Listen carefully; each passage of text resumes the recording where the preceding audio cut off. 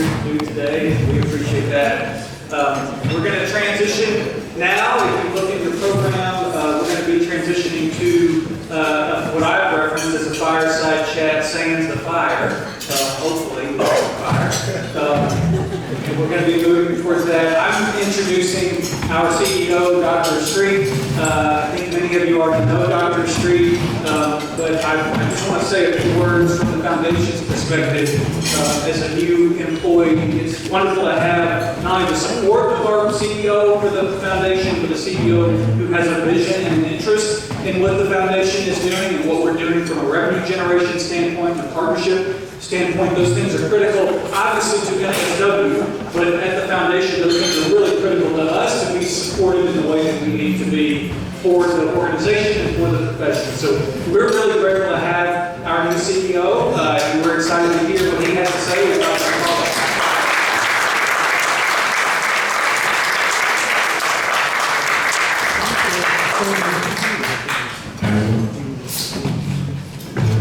Hello, can you hear me? Everybody hear me? Okay, we're live.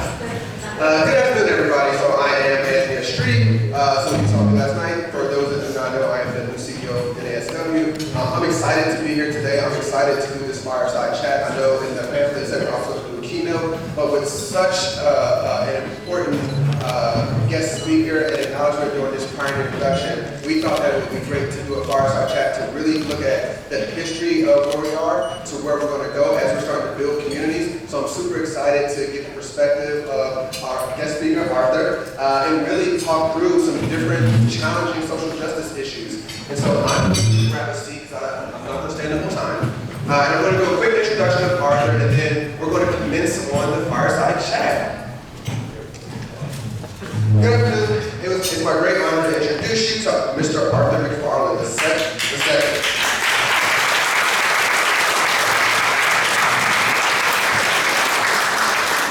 Mr. McFarlane is the living link to one of our pioneers, civil rights icon W.E.B. DuBois.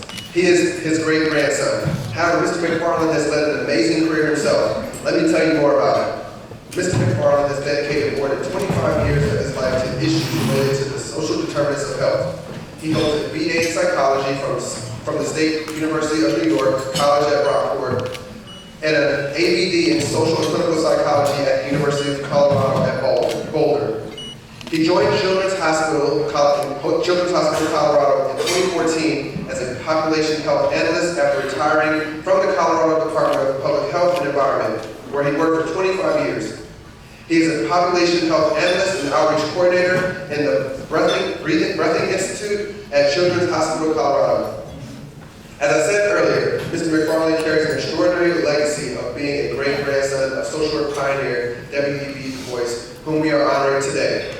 Mr. McFarlane frequently speaks publicly about his great-grandfather's profound impact and the continued relevance of his words and work in the ongoing struggles faced by people of color worldwide. Mr. McFarlane's commitment to social justice extends beyond his lineage, as he has served as the former chair of the board of directors for the Rape Assistance and Awareness Program, the Blue Bench, and as the former chair of the board of the Colorado Coalition Against Sexual Assault. Additionally, he has held significant positions such as the president of the board of directors of the Community College Aurora Foundation and the chair of the advisory boards for the Burns Center on Poverty and Homelessness at the University of Denver. Currently, he serves as the board chair for the California-based Story for All and the Denver Black Reparations Council. He has done a lot of my members. He is a great-grandfather. His great-grandfather, social work pioneer W.E.B. DuBois, was born on February 23rd, 1868 in Great Barrington, Massachusetts. Growing up in a predominantly white community, he experienced racial integration in both school and church settings. Recording in progress. Recording is in progress. However, it wasn't until he moved to Nashville, Tennessee in 1885 to attend Fisk University that he encountered the harsh realities of Jim Crow laws, discrimination, and structural racism. DuBois went on to complete his studies at Harvard University and Friedrich Wilhelm University in Berlin, becoming the first African American to receive a doctorate from Harvard in 1895.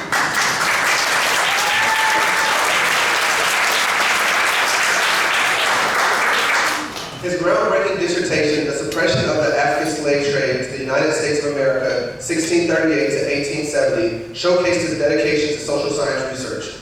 Despite facing challenges, DuBois persevered and embarked on an academic career at Atlanta University. As one of the founding members of the School of Social Work, he authored his most renowned book, The Souls of Black Folks, along with other influential research during his 23-year tenure. DuBois also co-founded the National Association for the Advancement of Colored People, NAACP, in 1909, leaving a mark on the civil rights movement. Pioneers, I present to you our guest, Mr. McFarlane.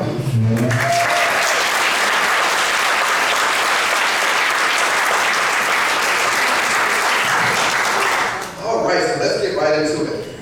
There are so many wonderful things, wonderfully impressive things about your background, Dr. It's hard to know where to begin with our chat today. I guess the first thing I want to ask you is, how are you today? I'm doing fairly well, thank you very much. I regret not being there in person. I contracted COVID for the first time back on Saturday, this past Saturday. So just slept through Saturday, Sunday, and Monday trying to recover. But I feel very good this morning, so thank you very much for asking. And can we just give Arthur a round of applause? He is in Hawaii.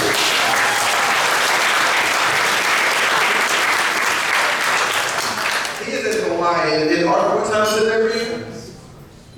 It is just about 7:30. We're 6 hours behind you folks there. And so I don't think anybody ever really kind of conceived of a fireside chat being held across a 5,000-mile gap, but it's working out so far. This might be the first time we are doing a very good job. We are literally side by side, even though you look very much larger on the screen than I am. All right, so we've shared a little bit about who you are and what you do, but I'd like for you to tell us what inspires you. Inspired is a tough word. When you have somebody like DuBois in your family and casting a shadow, if you will, into your life, it's hard to not be inspired by him, of course. Grandpa talked about me and gave me some very sage advice when I was 3 months old. And so it really became quite interesting to then, from there, try to figure out who did I need to be separate from him. He told me in 1958 that I should find a job that the world needed to have done and that I enjoyed doing. And so I spent a lot of time in my life just sort of sorting out what was it that I wanted to do, what was it that I wanted to be, and accidentally stumbled into a cousin to social work and social psychology, and really gained traction there from a methodological perspective, did a lot of research in that arena. And so I think that when I started to look for inspiration, aside from Grandpa, I started to look for people in my life who I felt were doing meaningful things and having a meaningful impact. And I had a mentor in graduate school, Dr. Stuart Cook, who was one of the members of a group who put together an amicus brief to the 1954 Brown versus Board of Education decision that was called the Social Scientist Statement. And it was inspired by him. I inspired by O.J. Harvey, who was one of my PhD group's leaders who really did a lot of very seminal work in social psychology. I really have found that colleagues that I work closely with are inspiring to me every day. You go through this work we do close to community, close to people on the front line, being on the front line ourselves. And it's hard, it's difficult work to do. And the people who are inspiring to me are often the people who I'm working side by side with, and the people who I'm working with in community, who I feel I'm serving. And so when I look to that word inspiration, I also look to my dad, who was murdered when I was 17, so back a number of years ago now. So I just looked at him and the work that he did in Harlem. I lived in Harlem for a number of years, and his family was from there for 3 generations before me. And it was really quite fascinating to watch the way that he dealt with people on a day-to-day basis. So I learned a lot just growing up in New York City and getting an opportunity to work closely with a number of people who've had a lot of impact on this country. And I can't echo those words. And I think one of the things that I've had the privilege of being able to experience here at this Pioneers event is looking at just an inspiration. Earlier today we had a student panel that was just magnificent, hearing from our young people about how they see social work, how they see social justice, and really the work that they are doing in their communities. Certainly inspires me, but also just sitting here being able to talk to all the pioneers really about the challenges they had in their career, where they saw themselves at that time, and really thinking back at the work that they did. I think that does bring that inspiration. So as we think about the theme of today's event, you have to really think about how we are connecting the past to the future and really what that looks like for the social work profession. So as we think about inspiration, I really want everybody to sit and think about what inspires you to continue to do this work, what inspires you to inspire the next generation of the work that we're doing. And really, we have a big task ahead of us in terms of social work and really thinking about all of the different challenges that we see facing our society today. Certainly we've talked a lot about the attacks on our LGBTQ communities, talked about anti-racism and hate, we talked about reproductive health and the overturning of W.E.B. And really all those things impact a lot of what we do. They impact a lot of our communities. And so when people say, oh, that's not an issue that impacts me, I can't help but think if they live in a bubble or not, because all those issues impact me personally, but also in my community. And so when we think about inspiration, these are things that help to keep us to continue doing the work today. And so I'm going to pivot a little bit personally. So what is it like for you being a direct link to a social justice giant? How has that influenced your life? Well, as I mentioned, Grandpa left this advice. He was giving a speech at the Roosevelt Hotel in 1958. I was born the previous Christmas day. And so, I'm 3 months old being held by my mom. And I am pretty sure that I didn't absorb too much. Just saying. But thankfully, there were reporters there, and they wrote some things down, and then Grandpa wrote his words down in his posthumously published autobiography. I also have some of the original notes, or at least photographs of some of the original notes that he wrote on that speech. So I got an opportunity to really get a chance to see how his mind was shifting in the final days about what he wanted to say to me. But instead of on his 90th birthday talking to the world or talking about what was going on in world events or talking about his life, he talked to me.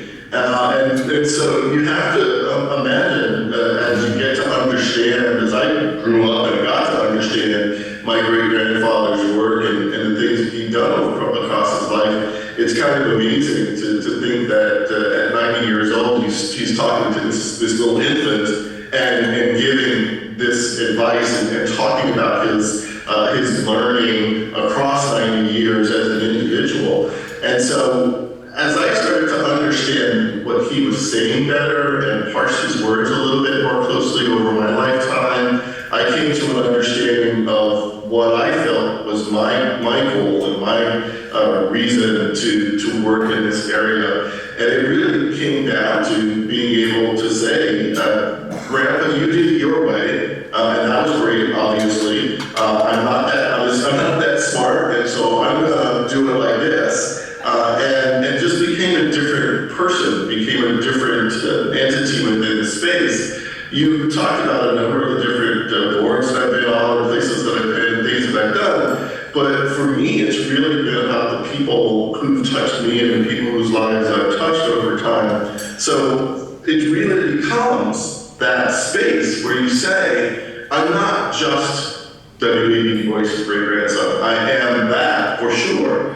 But I'm also all these other things in my life, all of these other things that I need to be, and being a dad and being a grandfather, and really being a mentor to other young people, trying to work through what it feels like to pass 65 and move into that next 30 years. Grandpa lived until he was 95 years old, and sort of conceptualizing that and really trying to understand what is at the forefront of what's going on in our country and in our world today that I really want to grapple with. And quite honestly, you mentioned a number of the issues earlier. One of the issues for me is indigenous populations. And some of the things that are being done and that are happening around them, both in the United States as well as abroad.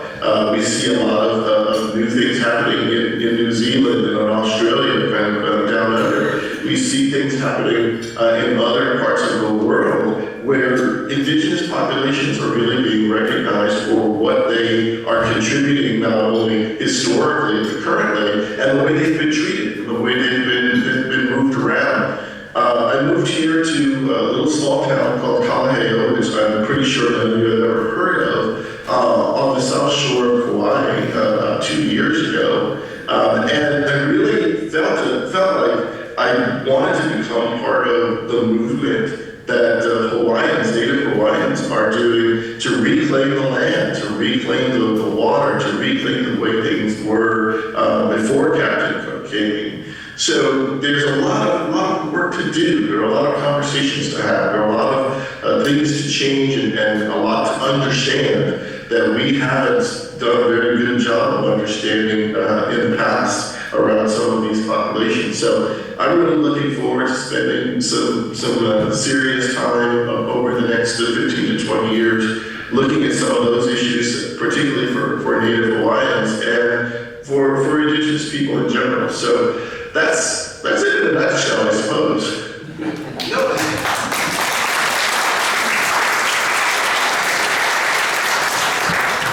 And so you touched on some very interesting points, especially when we think about our indigenous populations. I had the opportunity not too long ago to visit Alaska and have some very interesting conversations. Shout out to President Chase, she was a great host. But it's interesting when we think about our indigenous populations, not only looking at the movement that is happening, but it also brought into very clear perspective in our conversation, just this idea around environmental justice. To sit down and hear from people in Alaska that some of their communities have literally gone underwater because of the the climate change that's happening, and then to also hear about the fires in Maui, to hear about how climate is really impacting our world. We can no longer sit back and say, oh, global warming is not a thing. And so as we think about addressing, and working with our indigenous populations, we have to really look at climate change and environmental justice as one of those key cornerstones of social work that we're going to move forward in our agenda. And so you also talked a little bit about some of the things that your great-grandfather did. What would your great-grandfather say about the current state of race relations in the United States?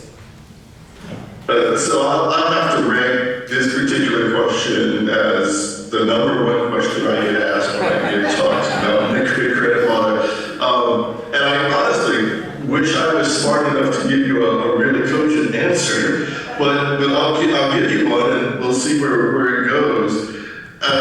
Grandpa was, as many of you looked at his life, never particularly satisfied with the way race relations went in the United States, going back to when he was born and all the way up to when he died the day before the March on Washington. So I can't imagine that he would be satisfied at this point in time because we haven't made the kind of progress, if you will, that really he envisioned. When you talk about Souls of Black folk, when you go back and you read the essay in there called Passing of the Firstborn about the death of his son Burkhart, his son died simply because of racism. His son died simply because a white doctor wouldn't treat a black child in Atlanta. So, if you look at social determinants today, and you look at health today, and the disparities today that we have around health, he would look at those numbers and be, just as dissatisfied today as he was when Burkhart passed away. And so there's so many different issues that we can look at that he touched on in the different work that he did that I'm sure he wouldn't be at all satisfied with the progress that we've made. Now, having said that, We have made progress. Things have changed since he passed away in 1968, and certainly since he was born in 1865. And so I'm sure, 1963. So lots of things have changed, but I'm also sure that lots of things haven't changed, and we still have a lot of work to do. There's a lot to be said for policing. There's a lot to be said for justice issues in general. You touched upon some of the issues earlier related to many of the things that are going on in urban areas. I think that's a real critical place for us to start when we're looking at youth and we're looking at how they're learning about our society and the different ways they're learning about our society than when I was a kid growing up, and certainly going back to Grandpa's time. There's so much more information, readily available to us. I said to myself, here's a fireside chat to have. How far is it to Washington, D.C.? And so I typed in my cell phone, how far is it from Kauai to Washington, D.C.? And it comes back with, 4,883 miles. And so, that's something that was not at the hand of somebody like DuBois when he was writing Suppression of the African Slave Trade, or when he was writing Philadelphia Negro. He had to come up with those answers. He had to make those charts by hand. He had to work with his students when he was writing final at Atlanta University. He had to figure that stuff out, and that is a different world than it is today. Today's challenges, as I said, are certainly steep, but in many ways we've got a lot of tools that he didn't have in those days to begin to attack those challenges. So I think social work, psychology, all of the disciplines that work with people, directly with individuals, are always going to be on the forefront of those kinds of battles. No, thank you for that. And I think that, one of the things that certainly has come up, especially as we were talking in our last talk, was really this idea of social justice, and as we think about social justice, also, what does reparations look like? So can you talk a little bit about the work you're doing on reparations? Reparations was another issue I sort of stumbled into. A friend asked me to serve on a panel, and I said, oh, sure, I don't know anything about it, but I guess I can talk about my opinions. And that led to me joining the council, the Denver Black Reparations Council, and because of a number of issues, becoming the chair of that group. For me, reparations is a very broad thing that's really about being able to look back at some of the ways in which African Americans have been kept out of all kinds of spaces, but particularly financial spaces. And so what we're trying to do is, at least in our initial work, and we've been giving out grants now for about a year, I think our first one was maybe a year and a half ago. But we are working currently hand in hand with private donors, with the Denver Foundation, with a number of community organizations to identify nonprofit organizations in our community that either need help to get started or who have been around a long time and need help to stay. What you find happening in a number of communities around the country, and I just recently got off the phone talking with some folks in Baltimore, and they're expressing some of the same things there, as well as in Evanston and other parts of the country. Asheville, North Carolina has a very big reparations group, as well as some folks out in California. They're all expressing the same things, that post-COVID, a number of organizations are slipping downward for a whole slew of reasons, not the least of which is the inability to hire people and keep them hired and keep them and retain them. There are all kinds of different issues that a few dollars here and a few dollars there can help them get over and get past and get by. We've got a number of institutions in our country that are African American based that have been around for a long time. One of them in the Denver area is the Black American West Museum, which is a place that has incredible information about what Black people were like in the West early 1900s, and it's actually housed in the home of a woman who was one of the earliest black doctors in the West and who served the black community for over 50 years. I think it's really critical that we're able to look at those institutions and able to look at those organizations and say, we want you to stay. We don't want gentrification to drive you out. We don't want COVID to drive you out. We don't want a lack of interest from people to drive you out. We want to keep you as part of the institutional base that we have as African Americans in various different places. So it's quite fascinating to look at a number of these issues as people put applications in. I learned a tremendous amount about organizations that have been in my community that I never knew were there. And I think it's time for us to use the new tools that I was talking about to really start to educate ourselves about the vast information and institutional knowledge that African Americans have in this country. So I work in reparations because I think it's important for us to hold on to that stuff. I think it's important for us to hold on to those visions and to make sure that those kinds of organizations just don't disappear or just don't sort of get erased from our history. No, thank you for that. And so I want to transition a little bit to a interesting but very big topic, and that is the upcoming election. You said it was big. And so, there's a lot of issues that we've talked about. I named some earlier, especially as we are moving into this upcoming presidential election.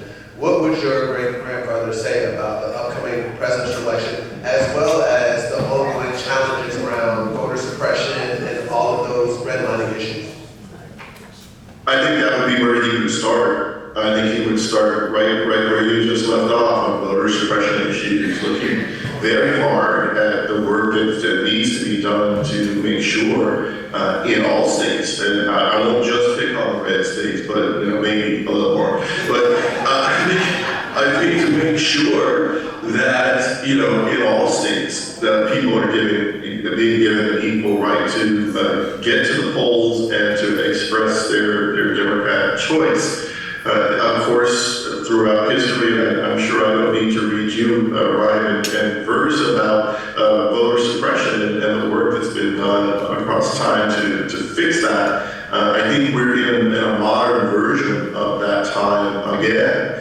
Unfortunately, I think the pendulum has swung in some states, particularly in the South, to believe that it's okay to, through various forms of intimidation, keep people away from the polls. So there's a lot of work to be done, certainly there. I try not to speak for Grandpa too much, but in terms of the question that you asked, he was a sharp-tongued individual. People could talk about the pen is mightier than the sword. Well, his typewriter was pretty mighty. So I think he would have some very direct and strident things to say about some of the candidates in the field in front of us. I certainly know that he would have some very specific things to say about the presumptive Republican candidate. So he never held back talking about presidential politics. He never held back to talk directly to presidents about their politics. So I don't think that this would be at any different time than then. I also think that he would want to encourage Black people and all people of color to make sure that they understand the history of voter suppression, to understand the history of what it has taken for people to actually have that vote to give, to actually have that vote to use. And the power of it, the power of an individual vote. Grandpa was a numbers person. I'm a numbers person. You look at some of the margins in some of the districts in some of the key swing states in this country, and there's certainly room for 1 or 2 or 100 people to make a difference. So I think it's important for us to let people know that, to let people know that it's important. in Wisconsin and Ohio and Pennsylvania and Texas and Colorado and all across our nation to really sit down and understand clearly what the issues are and to vote their conscience when it comes to them. I am not going to sit here and tell you that I think it's an important thing to vote for one party or the other, but I think it's important to vote. I think it's important to understand the issues. I think it's important to understand what's on the ballot. I think it's important to understand not just who is running for president or who's running for governor in your state, but understand who the senators are, the congressmen, congresspeople are, and understand who's running for your city council and having a direct impact on those potholes in your streets. Because I can tell you that President Biden doesn't care about the pothole in the street that's next door to you, but your mayor may, or your city council person may, and that's an important role to make sure that you're paying attention to too. It really is critical that we get people clear on what their choices are and how they can make those choices better. I think Brandon would be screaming at the top of his lungs to make sure that people understood those kinds of things.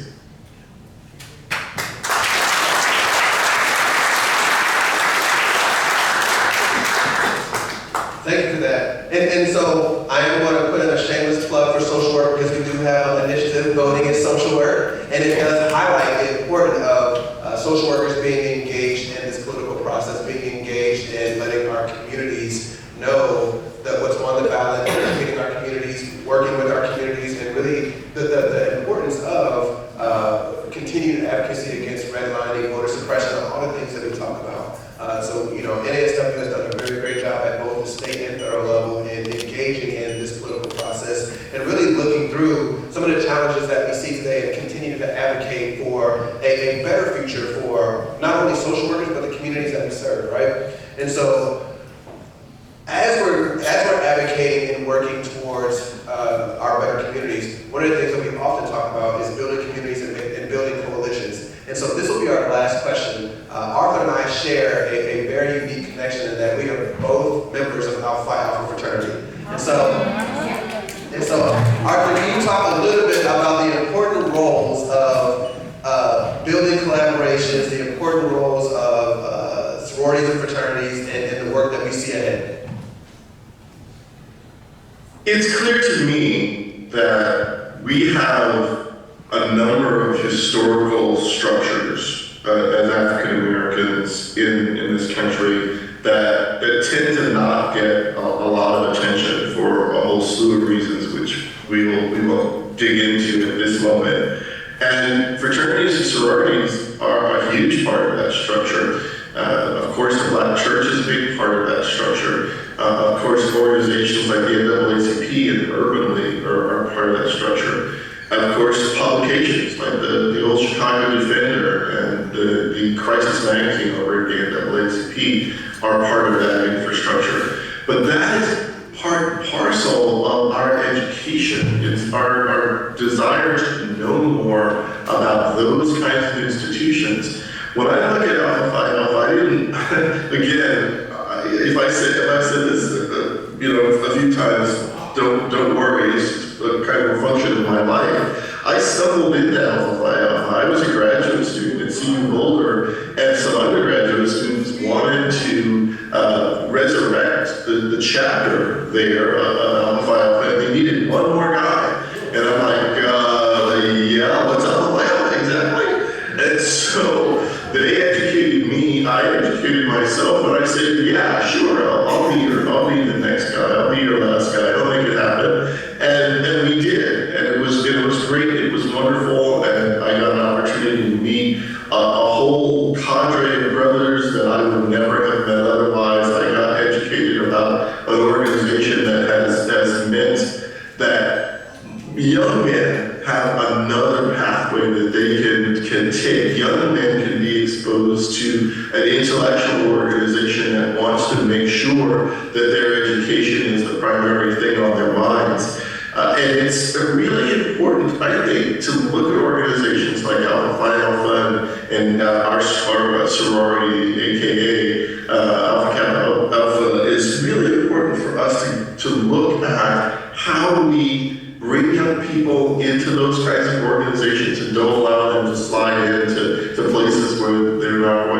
to bear as well. And I'm not speaking about any other fraternities or sororities. I'm not going there. I'm really more speaking to the idea that they don't, end up in blood to the Crips or the this or the that. And so I think it's important for us to be able to give them those kinds of alternatives and to allow them to see people of color, black men and black women who are succeeding, who are working in those organizations and are parts of those organizations and making those organizations live.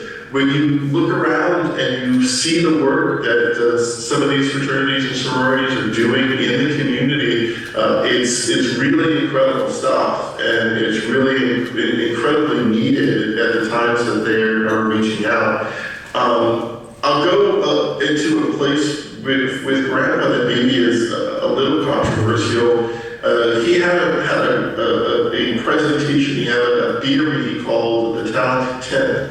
I think the talented 10th theory was misunderstood in many ways. When I started learning about it from the things that Grandpa had written, what I came away from it with was a real need to serve the African American community. And I think that's really what you see in fraternities and sororities that exist in this country today, is a real desire to be that talented 10, to be that service organization, to be that service individual who is in the community, making sure that they are taking their talents, their gifts, their treasure, and translating that into something better for the community. So if I were to say something about how they compare over to social work, I would definitely say most of my experiences with sororities and fraternities mirrors the work that I've seen being done by social workers and being done in the social work field. So they are your cousins by venom, definitely. So if you're looking for partners, if you're looking in your community for people to work with around different issues, if you're looking for an extra hand, I would certainly turn to the fraternities and sororities in your community and see if they can reach out and help. And given that you said this is the last question, I'd also like to kind of throw a shout out myself to Carrie Criswell there in your organization, who has really made it possible for me to be here today.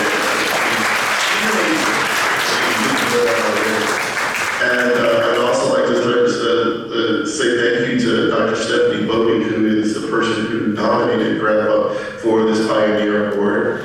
And I'd also like to say hello and thank you to all of and congratulations to all of the pioneers. I had a chance to be on a Zoom call with them not too long ago. Again, sorry I'm not there to meet you in person. I was impressed with every single one of you and impressed with your families and impressed with the work that you've done. So I look forward somewhere down the line to getting a chance to meet with you.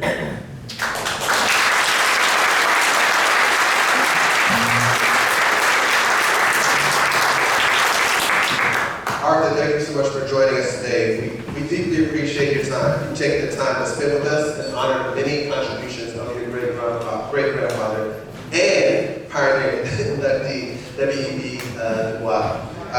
He has made a significant contribution in the profession of social work, and we really appreciate you sharing space with us today.